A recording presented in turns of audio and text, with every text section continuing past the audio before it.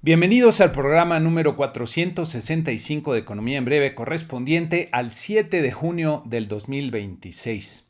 Comenzamos esta semana con un indicador de Estados Unidos que tuvo un efecto muy claro sobre el comportamiento de los mercados financieros, y es el reporte de empleo del mes de mayo, que presentó una creación de 172,000 nóminas no agrícolas, bastante por encima de lo que estaba esperando el mercado, que eran 85,000 nóminas no agrícolas. Y como pueden ver en esta gráfica, se ligan ya 3 meses consecutivos con una sólida creación de empleos, lo que pues a muchos les quiere decir que la economía no está tan débil como podría temerse. Y esto pues va a cambiar las perspectivas, como vamos a ver más adelante. La tasa de desempleo también se quedó estable en un nivel de 4.3%, tal como se esperaba y como pueden ver en esta gráfica. Entonces, después del ascenso que presentó desde el 2023 a la fecha, pues ya en los últimos meses se ha estabilizado, y esto nos habla de un mercado laboral pues relativamente sólido. Las remuneraciones medias por hora, que es otro indicador que acompaña al reporte de empleo y que nos da una idea de cómo pueden estar las presiones salariales para ver si se puede estar afectando la inflación, pues quedaron en mayo con un crecimiento de 0.3%, que fue similar a lo que se esperaba. El incremento es un poco alto, como pueden ver en esta gráfica, en relación a lo que hemos visto en meses previos. No es tampoco de los más altos, pero a tasa anual, que es lo que pueden ver en esta siguiente gráfica, pues siguió descendiendo y ya alcanza un 3.4%, y esta es una buena noticia porque pareciera ser que no hay presiones por el lado de los salarios por lo pronto. Ahora, lo que este indicador causó pues fue una reacción importante en los mercados accionarios, como pueden ver aquí en esta siguiente tabla, en donde presentamos los principales índices que seguimos,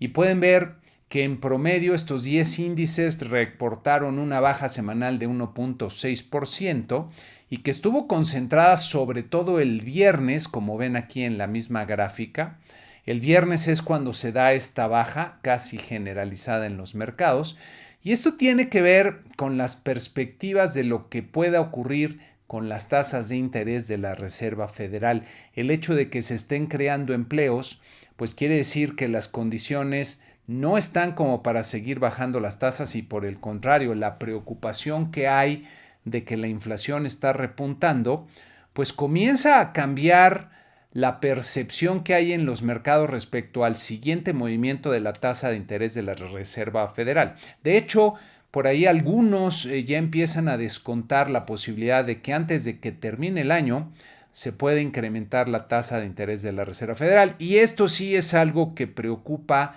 usualmente a los mercados. Hay que recordar que los ciclos fuertes que hemos visto para los mercados accionarios, cuando cambian las tendencias de forma dramática, es justamente cuando se tiene un punto de inflexión respecto a las perspectivas de las tasas de interés de la Reserva Federal. Entonces, este indicador de empleo parece que cambió la percepción que hay en los mercados, y ahora empieza a descontarse la posible proximidad de un ciclo de alza en las tasas de interés. Y esto, de persistir, y sobre todo si se combina con malos datos de inflación en Estados Unidos, pues puede propiciar que los mercados entren en una nueva tendencia de ajuste a la baja, que, dependiendo de la gravedad de la inflación, los resultados de inflación y qué tan tensos se pongan los mercados, podríamos ver ajustes bastante importantes, sobre todo tomando en cuenta que pues los mercados han estado demasiado optimistas en los últimos meses. Entonces, ojo, es un tema bien relevante. La Bolsa Mexicana de Valores aquí en México también tuvo una baja importante, 3.6% en la semana. No fue nada más el viernes, como pueden ver aquí en la gráfica. Pues después de ahí un repuntito que tiene el martes, empezó a bajar de forma bastante consistente y terminó perdiendo en los 66,141 puntos. Nuestro tipo de cambio, que había estado muy acotado, pues rompe al alza este nivel de los 17.40, como pueden ver en la lámina, Todavía de forma moderada, diría, no es tampoco un brinco tan extraordinario, pero sí ya está por arriba de estos 17.40, terminó la semana en 17.47 pesos por dólar. Y aquí creo que vale la pena ver esta siguiente lámina que les estoy poniendo con las calificaciones de la deuda mexicana. Hace un par de semanas tuvimos la noticia de que Moody's estaba recortando la calificación de la deuda mexicana a Baa3 y con esto queda en el límite de lo que es el grado de inversión. En esta tabla pueden ver las calificaciones de las 3 principales agencias en el mundo. Standard & Poor's, que tiene actualmente la perspectiva en triple B, y aquí el triangulito a la baja quiere decir que hay una perspectiva negativa. La calificación está aquí en este rango. La calificadora Fitch tiene también ya en el límite del grado de inversión a la deuda mexicana en triple B menos, aunque la perspectiva ahí es estable, y Moody's también tiene a la calificación en el límite del grado de inversión en Baa3, como comentaba, con perspectiva también estable, pero todas han advertido que las condiciones que hay para la deuda mexicana que está creciendo, las finanzas públicas que se están debilitando y que están afectadas por Pemex, y en algunos casos como Moody's el tema de lo que ocurra con el Tratado de Libre Comercio puede ser importante para la calificación. Entonces, este es un tema a tener en cuenta porque puede afectar sobre todo el tipo de cambio que acabamos de comentar. Y en esta lámina les estoy poniendo también cómo estaban las calificaciones antes de la elección donde ganara López Obrador, y son estos circulitos azules para que puedan ver cómo se ha deteriorado. En algunos casos, como Standard & Poor's, se ha perdido un escalón y está por verse si se va a perder otro más.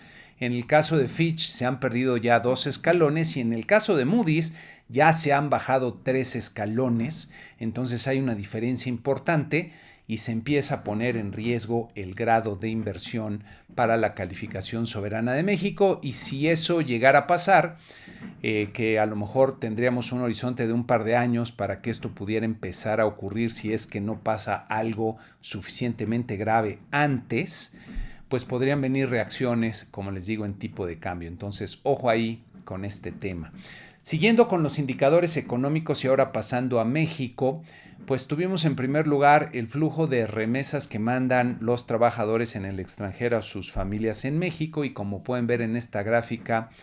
sumaron 5,000 millones de dólares en el mes de abril, pero creo que ya es bastante apreciable esta tendencia que ha cambiado. Venían subiendo de forma muy clara desde el 2021 y hasta el 2024, y a partir del 2024 empieza a observarse ya una tendencia descendente. Este dato de abril todavía quedó por arriba de abril del año pasado, entonces registró un crecimiento, que es lo que luego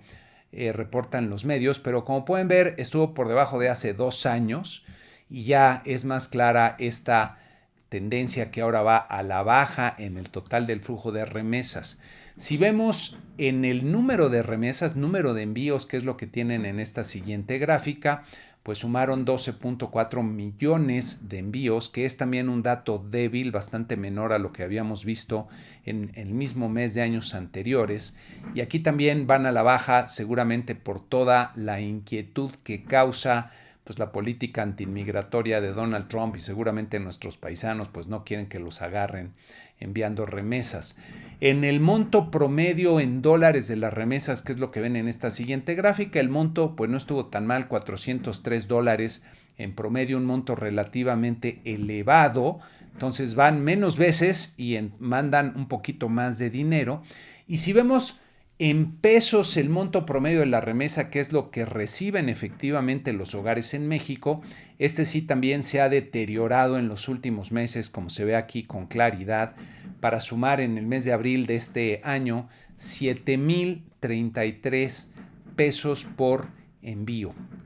Entonces las remesas pues ya van en declive y vamos a ver cómo continúan en los próximos meses, que también van a estar sensibles tanto al ritmo de la actividad económica de Estados Unidos como al endurecimiento que pueda haber en la política antiinmigratoria del presidente Trump. Esta semana también Banco de México da a conocer los resultados de su encuesta de expectativas que levanta mes a mes entre los analistas del sector privado, Y diría con malas noticias porque la variable más relevante, que es el crecimiento del PIB, que refleja la actividad de la economía, pues para el 2026 vuelve a bajar y ahora de forma bastante más perceptible y sensible, diría, con un resultado promedio de 1.09 en esta encuesta de mayo. En abril se había registrado 1.35 y pueden ver aquí en la tabla que les pongo desde febrero cómo había venido debilitándose poco a poco, y ahora en el mes de mayo hay una revisión más importante. La perspectiva para el 2027 se revisa un poquito hacia abajo a 1.78% y el resto de las variables prácticamente no cambia, permanecen en niveles muy cercanos a los que tenía en la encuesta de abril, tanto los diferentes pronósticos de inflación general y subyacente. Quizá destacaría un incremento ligero en la inflación subyacente para el 2027 a 3.85%, como ven aquí. Tipo de cambio, bajan un poquito los pronósticos, pero nada de llamar la atención. La tasa de interés de fondeo, que es la de la referencia para la política monetaria, pues prácticamente sin cambio en donde está, 6.50%.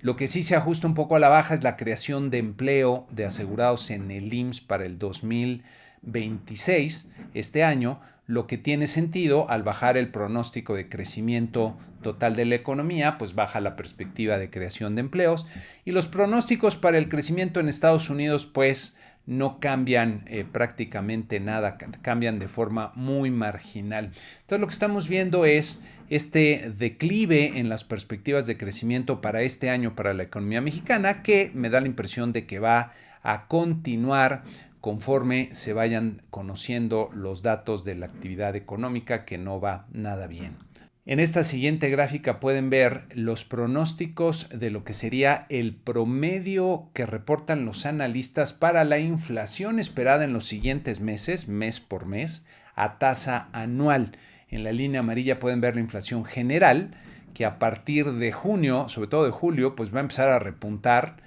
a niveles más cercanos al 4.5% para terminar el año bien por arriba del 4%. La inflación subyacente en la línea azul pues ya detuvo su descenso y más bien se va a quedar estable muy cerca de los niveles en donde está, también por arriba del 4%, y esto es siempre y cuando no haya efectos más perceptibles derivados del encarecimiento de muchas cosas a raíz de la guerra en Irán. Yo creo que aquí es donde es más factible llevarnos sorpresas al alza en los próximos meses, pero lo que nos está diciendo el mercado es que ya no ve que la inflación vaya a continuar descendiendo. Salen también esta semana las cifras del consumo privado del mercado interior del mes de marzo, que traen crecimientos en lo general, lo cual podría parecer una muy buena noticia, pero como son cifras desestacionalizadas y a veces hay bandazos que más que explicarse por cambios en la actividad o en la variable que estamos tratando de estimar con estas cifras, pues reflejan las mismas imperfecciones que tiene el proceso de desestacionalización. Entonces, ojo, hay que juntar 2 o 3 meses para ver qué es lo que está pasando realmente. En el caso del consumo privado total, pues hubo un repunte muy fuerte de 1.2%, como pueden ver en esta gráfica, a pesar de lo cual, pues no llega al pico que había alcanzado a finales del año pasado, y diría que en el mejor de los casos se ha estancado en los últimos meses, desde septiembre, diría quizá un poquito antes del año pasado, el consumo privado aquí en México. En sus componentes, el que se refiere a bienes nacionales repuntó 0.9%, pero como pueden ver en la gráfica,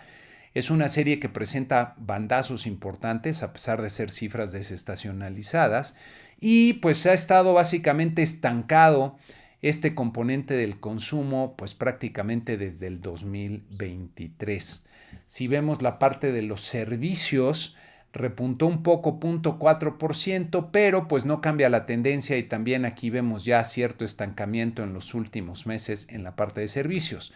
Lo que repuntó con fuerza también fue el consumo de bienes importados, 1.6% en este mes de marzo, que no alcanza los picos que habíamos visto anteriormente, aunque se mantiene todavía dentro de esta tendencia clara ascendente. Y si vemos en esta siguiente gráfica, en donde estamos poniendo los componentes del consumo todos divididos entre el valor que tenían en diciembre del 2021, aquí todos empiezan en 100 para ver cómo se han comportado, pues resulta evidente que lo que ha crecido en estos años del consumo es el que corresponde a bienes importados, mientras que lo que se refiere a servicios, desde luego nacionales y a bienes nacionales,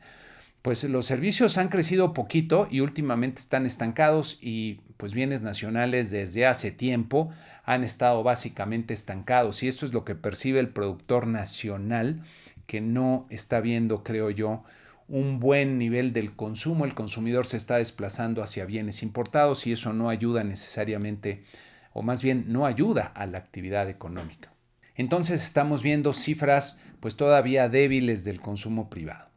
También salen las cifras de la inversión fija bruta en las que pasa algo parecido, son del mes de marzo, algo parecido a lo que ocurrió con el consumo privado. Hay crecimientos en algunas, de hecho en el total, como pueden ver aquí en esta gráfica, hubo un repunte de 0.4%, que no sería una cifra tan mala, pero como pueden ver en esta gráfica, claramente se mantiene dentro de esta tendencia descendente que no ha podido cambiar a pesar de este repunte desde hace pues ya prácticamente año y medio, un poco más. Si vemos los componentes de la inversión, en este mes hubo una caída muy fuerte en la construcción, la inversión en construcción de 2.4%. Aquí sí, también con algunos bandazos importantes, pero en los últimos 2 meses se ha caído la inversión en construcción y aquí a lo mejor está volviendo a amenazar con cambiar de tendencia y continuar con esta baja. Habíamos visto este repunte que parecía alentador, pero pues ya se está desinflando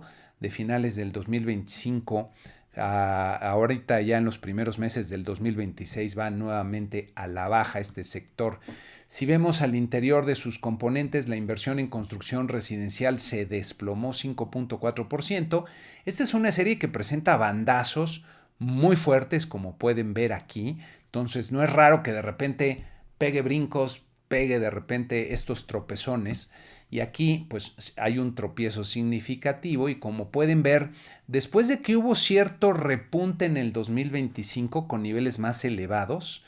pues no ha logrado superar, digamos, este promedio que podríamos dibujar aquí alrededor de los 95 puntos entre el 2025 y lo que va del 2026 y está nuevamente en declive. Entonces este componente de la inversión parece que ya perdió el ímpetu que tenía. Y la parte de inversión en construcción no residencial, que suele estar más asociada con la obra pública, pues creció 0.4%, quizá no estuvo tan mal, ya lleva como que un ligero repunte desde septiembre pasado para acá, aunque todavía no lo ha podido consolidar. Y si vemos los niveles que registraban a principios del 2024, pues todavía está muy por debajo de esos niveles. Y la inversión en maquinaria y equipo, aquí sí pegó un brinco fuerte, 3.1%, que no le alcanza para pensar en un cambio de tendencia. Habría que confirmarlo en los siguientes 2 o 3 meses, una tendencia que sería al alza en este caso. Todavía se mantiene la tendencia de declive en este importante componente de la inversión, lo que es maquinaria y equipo, pero por lo pronto pues un buen resultado. Vamos a ver si se siguen acumulando estos niveles más altos en los próximos meses, porque mientras no ocurra eso, pues seguirán en esta tendencia de baja. Entonces la inversión todavía sigue, diría yo, a pesar de estos repuntes, pues débil en lo que se refiere al total de la economía. Por último, en México, el IMEF publicó los resultados del indicador IMEF, que refieren como una economía sin repunte, aunque aquí lo que se ve es que el índice ISM manufacturero lleva ya muchos meses en zona de contracción. Hay que recordar que debajo de los 50 puntos, lo que esto quiere decir es que hubo un deterioro respecto al mes previo en la actividad que estiman para ese sector y llevamos ya muchos meses en declive. Aquí nuevamente en mayo un nivel por debajo de los 50 puntos. La parte de los servicios que había estado de repente arribita, de repente debajo de los 50 puntos en este umbral que marca la diferencia entre la expansión y la contracción, pues queda por debajo de los 50 puntos en 48.7 puntos y ya ligando 3 meses seguidos por debajo de este umbral de la expansión. Entonces está en contracción el sector no manufacturero de acuerdo al indicador IMEF, y aquí esto lo que nos quiere decir, y por cierto este es un indicador muy oportuno, es que la actividad económica en el mejor de los casos está estancada. Y miren, en el entorno político hay que destacar pues dos acontecimientos que me parecen lamentables. Primero, con el discurso que dio la presidenta Sheinbaum el domingo 31 de mayo, en el que acusó al gobierno de Estados Unidos de injerencista y se envolvió en la bandera de la defensa de la soberanía, que así es como parece que se refiere al gobernador con licencia Rocha Moya. A lo mejor es el apodo que le dicen la soberanía y vamos a defenderla, porque pues no es propiamente la soberanía de México la que se está defendiendo. Luego viene la carta que el expresidente López Obrador manda, apareciendo nuevamente en los medios, en las que busca defender, pues sobre todo, él dice que a Morena, pero sobre todo a él mismo. Y en ambos casos me parece evidente y lamentable pues el uso faccioso que se está haciendo del Estado justamente para defender a la facción que está en el poder. No se ven argumentos, digamos, a nivel del país o que estén tratando de defender los intereses de México. Son intereses de grupo y es una visión política 100% y muy pues concentrada en ellos mismos. Entonces, por esto digo que me parece muy lamentable. Con esto, pues se endurece la retórica contra el gobierno de Trump y de Estados Unidos, y aunque posteriormente se haya querido suavizar el tono, especificando que no se refieren al presidente Trump, sino a los segundos que lo rodean, la realidad es que la confrontación crece mientras que la relación bilateral se deteriora ahora que estamos en el proceso de renegociación del Tratado de Libre Comercio. Y aún no ha habido pues una respuesta clara de Trump, pero dado que no le están saliendo las cosas en Irán y que necesita triunfos políticos para presumir a un ciudadano que cada vez está más afectado por las consecuencias de la guerra contra Irán y, por ejemplo, la carestía y la inflación, y que lo tiene en niveles cercanos a los mínimos en su aprobación, como vemos aquí, pues cualquier cosa podría pasar. Por cierto, hace casi un año fue cuando el Departamento del Tesoro sorprendió a todos acusando a estas tres instituciones financieras de tratos con los narcos, instituciones que terminarían desapareciendo. Y no sería impensable que volviera a pasar algo similar, es decir, algún tipo de acciones en diferentes frentes, como pudiera ser el medio financiero para presionar al gobierno de Morena de entregar a sus narcos. Habrá que estar pendientes porque la presión crece, incluso también al interior del morenato, en donde están empezando a haber muchos jaloneos,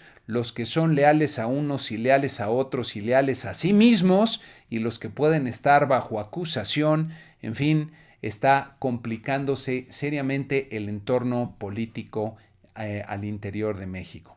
Y esta semana que inicia, que por cierto les anticipo que es probable que el programa salga no el domingo sino el lunes, o salga una versión muy ligera porque voy a estar fuera de la ciudad y tenemos relativamente poca información. A lo mejor inclusive saco el programa antes, podría ser el jueves. En México vamos a tener las cifras de la industria automotriz del mes de mayo, luego el martes la inflación del mes de mayo, ya conocemos la primera quincena, es difícil que haya una gran sorpresa ya conociéndose la primera quincena, pero son resultados importantes. Y el jueves los resultados de producción industrial del mes de abril, que estos sí tienen mucho que decir porque es el inicio del segundo trimestre del año y vamos a ver cómo viene la industria. No tienen una fecha específica, pero es probable que en esta semana se den a conocer los asegurados en el IMSS y el número de patrones afiliados al IMSS, que desde mi punto de vista se ha convertido en un indicador muy importante para ver qué está pasando, sobre todo con la parte formal de la economía,